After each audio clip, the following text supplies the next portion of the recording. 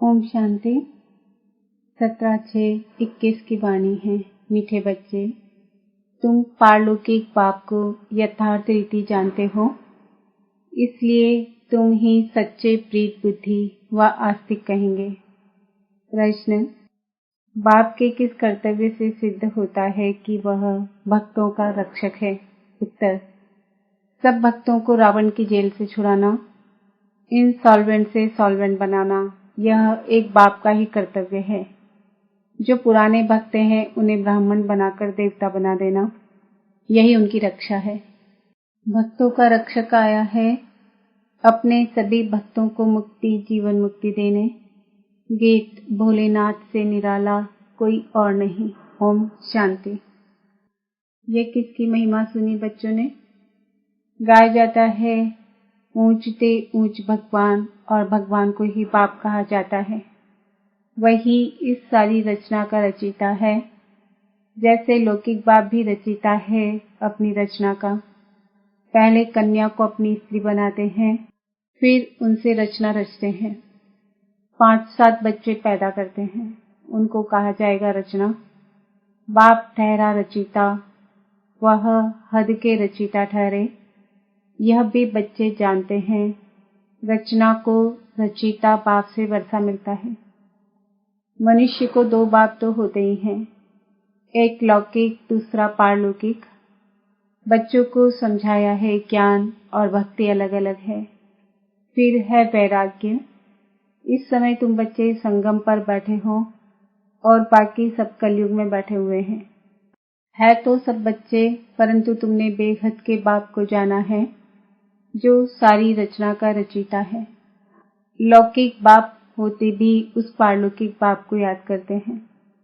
सतयुग में लौकिक बाप होते पारलौकिक बाप को कोई याद नहीं करते, क्योंकि है ही सुखधाम। उस पारलौकिक बाप को दुख में याद करते हैं। यहाँ पढ़ाया जाता है, मनुष्य को समझदार बनाया जाता है। भक्ति मार्ग में मनुष्य बाप को भी नहीं जानते हैं। कहते भी हैं परम पिता परमात्मा है, गॉड फादर है, दुखहर्ता सुखकर्ता। फिर कह देते सर्वव्यापी, पत्थर में कण कण, कुत्ते बिल्ली सब में है। परमात्मा बाप को गालियां देने लग पड़ते हैं। तुम बाप के बने हो तो तुम हो गए आस्तिक। तुम्हारी बाप के साथ प्रीत बुद्धि है, बाकी सबकी बाप के साथ विपरीत बुद्धि है। अब तुम जानते हो महाभारी लड़ाई भी सामने खड़ी है। पुरानी दुनिया के विनाश अर्थ हर 5000 वर्ष बाद कलयुग की पतित दुनिया पूरी हो, फिर सतयुग की पावन दुनिया स्थापन होती है बाप के द्वारा, जिसको ही याद करते हैं। है पतित पावन आओ, है कि भैया हमको इस विषय सागर से निकाल, क्षीर सागर में ले जाओ। गांधी जी भी गाते थे पतित पावन सीताराम। हे राम, सब सीताओं को पावन बनाओ। तुम सब हो सीताएं भक्तियां। वह है भगवान, सब उनको पुकारते हैं। वह तुमको पतित से पावन बना रहे हैं। तुमको कहाँ भी धक्के नहीं खिलाते हैं। ऐसे नहीं कहते तीर्थों पर जाओ, कुंभ के मेले पर जाओ। नहीं, ये नदियां कोई पतित पावनी नहीं है। पतित पावन एक ज्ञान का सागर बाप है। सागर व नदियों को कोई याद नहीं करते हैं, पुकारते हैं बाप को। है पतित पावन बाबा, हमको पावन बनाओ। बाकी पानी की नदियां तो सारी दुनिया में है, वह थोड़े ही पतित पावनी हैं। पतित पावन एक बाप को ही कहा जाता है। वह जब आए तब आकर पावन बनाए। भारत की महिमा बहुत भारी है। भारत सब धर्मों का तीर्थ स्थान है। शिव जयंती भी यहाँ गाई जाती है। सतयुग तो है पावन दुनिया, उसमें देवी देवता रहते हैं। देवताओं की महिमा गाई जाती है। सर्वगुण संपन्न, 16 कला संपूर्ण। चंद्रवंशियों को 14 कला कहेंगे। फिर सीढ़ी नीचे उतरते हैं। बाप आकर सेकंड में सीढ़ी चढ़ाए शांति धाम सुखधाम में ले जाते हैं। फिर 84 का चक्र लगाए सीढ़ी उतरते हैं। 84 जन्म कोई ने तो जरूर लिए होंगे। मुख्य है सर्वशास्त्रमयी शिरोमणि गीता, श्रीमद् भगवत माना भगवान की गाई हुई। परंतु भगवान किसको कहा जाता है यह पतित मनुष्य नहीं जानते। पतित पावन सर्व का सद्गति दाता एक निराकार शिव ही है, परंतु वह कब आया यह कोई नहीं जानते। बाप आपे ही आकर अपना परिचय देते हैं। अब देखो यह बच्चे और बच्चियां दोनों बाबा कहते हैं। गायब भी जाता है तुम मात पिता हम बालक तेरे। तुम्हारे इस राजयोग सीखने से सुख घनेरे मिलते हैं। तुम यहाँ आते ही हो बेहद के बाप से, स्वर्ग के 21 जन्मों का वर्षा पाने। अब शिव जयंती भी भारत में ही मनाते हैं, रावण भी भारत में ही दिखाते हैं, परंतु अर्थ कुछ भी नहीं जानते। शिव हमारा बेहद का बाप है यह एक भी नहीं जानते, सिर्फ शिव की पूजा करते रहते हैं। जब सारा झाड़ तमो प्रधान हो जाता है तब बाप आते हैं। नई दुनिया में भारत स्वर्ग था, भारत में ही सतयुग था, भारत में ही अब कलयुग है। बाप समझाते हैं पहले पहले तुम स्वर्ग के मालिक थे, अब तुम 84 जन्म भोग नरकवासी बने हो। अब मैं तुमको राजयोग सिखलाए मनुष्य से देवता, पतित से पावन बनाता हूँ। भक्ति अर्थात ब्रह्मा की रात, ज्ञान अर्थात ब्रह्मा का दिन। तुम ब्रह्मा कुमार कुमारियां दिन में जाते हो। इस पुरानी दुनिया को अब आग लगनी है। बरोबर महाभारत लड़ाई है, बरोबर इस महाभारत लड़ाई के बाद ही भारत स्वर्ग बन जाता है। अनेक धर्म विनाश हो, एक धर्म की स्थापना होती है। तुम बच्चे बाबा के मददगार बन आदि सनातन देवी देवता धर्म की स्थापना कर रहे हो। तुम स्वर्ग के मालिक बनने लायक बन जाएंगे तो फिर विनाश शुरू हो जाएगा। यह है शिव बाबा का ज्ञान यज्ञ। फिर शिव कहो व रुद्र कहो, कृष्ण ज्ञान यज्ञ कभी नहीं कहा जाता। सतयुग त्रेता में यज्ञ होता नहीं। यज्ञ तब रचा जाता है जब उपद्रव होता है। अनाज नहीं होगा व लड़ाई लगेगी तो यज्ञ रचेंगे शांति के लिए। तुम बच्चे जानते हो विनाश होने बिगर तो भारत स्वर्ग बन न सके। भारत माता शिव शक्ति सेना गाई हुई है, वंदना पवित्र की ही की जाती है। तुम माताओं को वंदे मातरम कहा जाता है क्योंकि तुमने श्रीमत पर भारत को स्वर्ग बनाया है। अब बाप कहते हैं मौत तो सबके सिर पर खड़ा है, इसलिए अब यह एक जन्म पवित्र बनो और बाप को याद करो तो तुम तमो प्रधान से सतो प्रधान बन जाएंगे। अभी तुम शूद्र से ब्राह्मण बन फिर देवता बनेंगे, यह कोई नई बात नहीं। कल्प कल्प हर 5000 वर्ष बाद यह चक्र फिरता रहता है। नरक से स्वर्ग बनता है। पतित दुनिया में मनुष्य जो कुछ कर्म करते हैं वह विकर्म ही बनता है।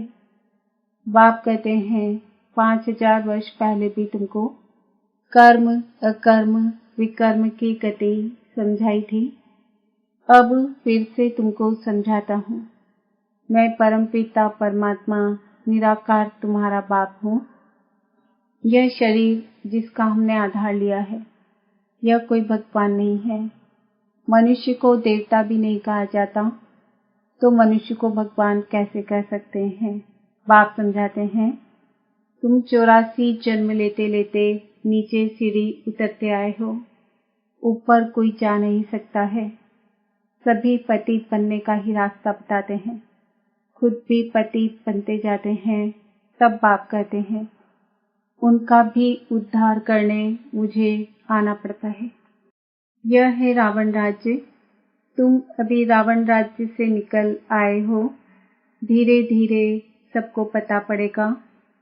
ब्राह्मण बनने बिगर शिव बाबा से वर्षा ले नहीं सकते। बाप है ही दो, एक निराकारी बाप एक साकारी बाप। वर्षा मिलता है एक साकारी बाप वर्षा मिलता है एक साकारी बाप से साकारी बच्चों को, और फिर निराकारी बेहद के बाप से वर्षा मिलता है निराकारी आत्माओं को। अब तुम बच्चे जानते हो, मीठे मीठे शिव बाबा से हम 21 जन्म के लिए सुख धाम का वर्षा लेने आए हैं। विश्व के मालिक बनते हैं योग बल से, कोई हथियार आदि नहीं है। तो बाप से योग लगाए विकर्म विनाश कर विष्णुपुरी के मालिक बनते हैं। अब अमरलोक में जाने के लिए अमर कथा सुन रहे हैं। वहाँ अकाले मृत्यु कभी होता नहीं, दुख का नाम निशान नहीं। तुम बच्चे आए हो श्रीमत पर चल बेहद के बाप से श्रेष्ठ ते श्रेष्ठ देवी देवता बनने। यह कोई शास्त्रों का ज्ञान नहीं है। दिखाते हैं विष्णु की नाभि से ब्रह्मा निकला, उनके हाथ में फिर शास्त्र देते हैं। बाप कहते हैं ब्रह्मा द्वारा मैं तुमको सारी रचना के आदि मध्य अंत का ज्ञान सुना रहा हूँ। मैं ही ज्ञान का सागर हूँ। गाते भी हैं ज्ञान सूर्य प्रकटा, अज्ञान अंधेर विनाश।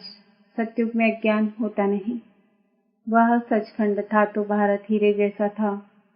हीरे जवाहरों के महल बनते थे। अभी तो मनुष्यों को पूरा खाने के लिए भी नहीं है। इनसॉल्वेंट विश्व को फिर सॉल्वेंट कौन बनाए? यह बाप का ही काम है। बाप को ही तरस पड़ता है। कहते हैं तुमको राजयोग सिखाने आया हूँ। नर को नारायण, नारी को लक्ष्मी बनाता हूँ। भक्तों का रक्षक है ही बाप। तुमको रावण की जेल से छुड़ाए सुख धाम में ले जाता हूँ। सारी दुनिया में जो ब्राह्मण बनेंगे वही देवता बनेंगे। ब्रह्मा का नाम भी पाला है, प्रजापिता ब्रह्मा। तुम ब्राह्मण हो सबसे उत्तम। तुम भारत की सच्ची रूहानी सेवा कर रहे हो। बाप की याद से ही विकर्म विनाश होंगे और कोई रास्ता नहीं है पतित से पावन बनने का।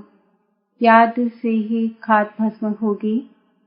सोनार लोग जानते हैं सच्चा सोना झूठा सोना कैसे बनता है। उसमें चांदी तांबा लोहा डालते हैं। तुम भी पहले सतो प्रधान थे, फिर तुम्हारे में खाद पड़ती है, तमो प्रधान बन पड़े हो। अभी फिर सतो प्रधान बनना पड़े तब सतयुग में जा सकेंगे। बाप कहते हैं कोई भी देहधारी को याद नहीं करो। गृहस्थ व्यवहार में रहते एक बाप के सिवाय और कोई को याद नहीं करो तो तुम स्वर्गपुरी के मालिक बन जाएंगे। स्वर्ग अथवा विष्णुपुरी थी, अब रावणपुरी है, फिर विष्णुपुरी बनेगी जरूर। साधु संत आदि सबका उद्धार करने आता हूँ। तब ही कहा जाता है यदा यदा ही धर्मस्य ग्लानिर्भवति भारत। यह भारत की ही बात है। सर्व का सद्गति दाता में एक बाप शिव हूँ। शिव रुद्र सब उनके ही नाम हैं, अथाह नाम रख दिए हैं। बाप कहते हैं मेरा असली नाम तो एक ही है, शिव। मैं शिव हूँ, तुम सालिग्राम बच्चे हो। तुम आधा कल्प देह अभिमानी रहे हो, अब देही अभिमानी बनो। एक बाप को जानने से बाप द्वारा तुम सब कुछ जान जाते हो। मास्टर ज्ञान सागर बन जाते हो। अच्छा, मीठे मीठे सिकिल दे बच्चों प्रति माता पिता बाप दादा का याद प्यार और गुड मॉर्निंग। रूहानी बाप की रूहानी बच्चों को नमस्ते। हम रूहानी बच्चों की रूहानी बाप दादा को याद प्यार गुड मॉर्निंग नमस्ते ओम शांति। धारणा के लिए मुख्य सार, श्रीमत पर चलकर श्रेष्ठ से श्रेष्ठ देवता बनना है। सारे विश्व की सच्ची सच्ची रूहानी सेवा करनी है। आदि सनातन देवी देवता धर्म की स्थापना में बाप का पूरा मददगार बनना है। आत्मा को सच्चा सोना बनाने के लिए एक बाप के सिवाय किसी भी देहधारी को याद नहीं करना है। पारलौकिक बाप से सच्ची सच्ची प्रीत रखनी है। वरदान, अंतर्मुखी बन अपने समय और संकल्पों की बचत करने वाले विघ्न जीत भव। कोई भी नई पावरफुल इन्वेंशन करते हैं तो अंडरग्राउंड करते हैं। आप भी जितना अंतर्मुखी अर्थात अंडरग्राउंड रहेंगे उतना वायुमंडल से बचाव हो जाएगा, मनन शक्ति बढ़ेगी और माया के विघ्नों से भी सेफ हो जाएंगे। बाहर मुक्ता में आते भी अंतर्मुख, हर्षित मुक्त, आकर्षण मूर्त रहो। कर्म करते भी यह प्रैक्टिस करो तो समय की बचत होगी और सफलता भी अधिक अनुभव करेंगे। स्लोगन: बीमारी से घबराओ नहीं, उसे दवाई रूपी फ्रूट खिलाकर विदाई दे दो। आज का सम्मान है, मैं विघ्नजीत आत्मा हूँ। मातेश्वरी जी के अनमोल महावाक्य। मनुष्य साक्षात्कार में कैसे जाते हैं? यह जो साक्षात्कार में जाना होता है तो इसकी फिलॉसॉफी भी बहुत महीन है। यह अंतःवाहक शरीर से जाकर घूम आते हैं। जैसे कोई बाहर घूमने जाता है ना, तो ऐसे नहीं घूमने गया तो मरा, वो घूमकर फिर वापस लौट कर आएगा ना। तो यह भी आत्मा इस बॉडी से निकल अंतःवाहक शरीर से सैर करने जाती है। थोड़े समय के लिए इनकी आत्मा उड़ता पंछी है। यह भी परमात्मा का काम है जो उनकी रस्सी को खींच दिव्य दृष्टि से उनको साक्षात्कार कराता है। जैसे रात को हम जब शरीर से न्यारी आत्मा हो सुख पथ अथवा स्वप्न की अवस्था में चले जाते हैं, तो उसी समय शरीर शांत है तो देह और देह के धर्म भूल जाते। परंतु ऐसे नहीं, कोई शरीर मर गया फिर जब जागृत में आता है तो उस रात के सपने की अवस्था का वर्णन कर सुनाते हैं। वैसे परमात्मा के साथ योग लगाने से परमात्मा फिर दिव्य दृष्टि से आत्मा को सैर कराते हैं। फिर जब ध्यान से उठते हैं तो वह देखा हुआ साक्षात्कार फिर वर्णन कर सुनाते हैं कि हम यह देख कर आए हैं। तो वह स्वप्न रजोगुण तमोगुण भी होता है। यह ध्यान फिर सतोगुण अवस्था है। तो ध्यान में कोई शरीर मरता नहीं है, मगर शरीर की वासना गुम हो जाती है। जैसे क्लोरोफॉर्म देने से शरीर की सुध-बुध भूल जाती है। देखो, डॉक्टर जब कोई अंग को डेड करते हैं तो इंजेक्शन लगाकर डेड कर देते हैं, परंतु और इंद्रियां तो चलती है। तो ध्यान भी इसी तरह से है कि आत्मा कोई उड़कर सैर कर आती है, परंतु शरीर मर नहीं जाता।